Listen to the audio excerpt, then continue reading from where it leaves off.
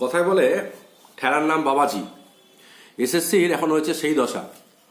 গতকাল সুপ্রিম কোর্টের বিচারপতি দ্বয় তারা এসএসসি সংক্রান্ত সকল মামলাগুলি হাইকোর্টে ফেরত পাঠিয়েছে এবং তখনই এসএসসি কিন্তু প্রমাদ গুনেছিল যে আবার ক্যালকাটা হাইকোর্টে বিচারপতি অমৃতা সিনহার বেঞ্চে তাদেরকে রীতিমতো নাস্তানাবুদ হতে হবে। আজকে হাইকোর্টে তাদের সেই আশঙ্কা তারা খানিকটা দেখতে পেয়েছে। বিচারপতি আদেশ দিয়েছেন যে চলতি নিয়োগ প্রক্রিয়ার সমস্ত ওএমআর শিট প্রকাশ করতে হবে। আর সেই জায়গাতেই তারা কিন্তু এবার রীতিমতো প্রমাদ গুনতে শুরু করেছে। আর তারই প্রতিফলন আমরা দেখতে পেলাম খানিকক্ষণ আগে যে এসএসসি তাদের ওয়েবসাইটে যে দাগি শিক্ষকরা রয়েছেন সেই সমস্ত দাগি অযোগ্য শিক্ষকদের তালিকা কিন্তু পূর্ণাঙ্গ তালিকা, সেই পূর্ণাঙ্গ তালিকা কিন্তু প্রকাশ করেছে। এর আগে বিচারপতি পূর্ণাঙ্গ তালিকা প্রকাশ করার নির্দেশ দিয়েছেন, বারংবার সেই নির্দেশ এসছে হাইকোর্টের তরফ থেকে, কিন্তু এসএসসি তাতে বিন্দুমাত্র কিন্তু তৎপরতা দেখায়নি।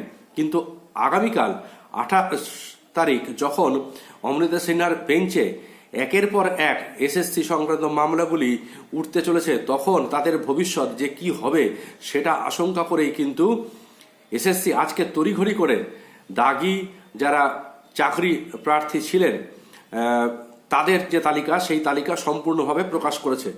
চলুন দেখে নিই একবার সেই তালিকাতে কি কি রয়েছে। এবং তার সাথে আপনাদেরও কিন্তু একটি বড় দায়িত্ব চলে আসছে যে ইন্টারভিউ লিস্ট ইতিমধ্যেই একাদশ এবং দ্বাদশ শ্রেণীর জন্য প্রকাশিত হয়ে গেছে। সেই ইন্টারভিউ লিস্টে কোনো এইরকম দাগি চাকরিরত শিক্ষকের নাম রয়েছে কিনা সেটা কিন্তু আপনাদেরকে খুব ভালো করে দেখে নিতে হবে। তাহলে চলুন একবার দেখে নিই যে লিস্ট আজকে এসএসসি প্রকাশ করেছে সেই লিস্টে কোন কোন তথ্য তারা তুলে ধরেছে। এসএসসির ওয়েবসাইটে গেলে প্রথমেই যে লিঙ্কটি আপনারা দেখতে পাচ্ছেন এই জায়গাটিতে ক্লিক করলে পরে কিন্তু আপনারা যে টেন্টেড ক্যান্ডিডেটদের যে পূর্ণাঙ্গ লিস্ট আজকে এসএসসি খানিকক্ষণ আগে প্রকাশ করেছে সেই লিস্টটি দেখতে পাবেন। এখানে সিরিয়াল নাম্বার, ক্যান্ডিডেটের নাম্বার, তার সাবজেক্ট, তার রোল নাম্বার, প্যারেন্ট নেম এবং ডেট অফ বার্থ সমস্ত কিছুই কিন্তু দেওয়া রয়েছে। যে পূর্ণাঙ্গ বিবরণের কথা এর আগে আদালত বারবার করে এসএসসিকে নির্দেশ দিয়েছে প্রকাশের জন্য, সেই তালিকা কিন্তু এসএসসি একটু আগে আজকে প্রকাশ করেছে।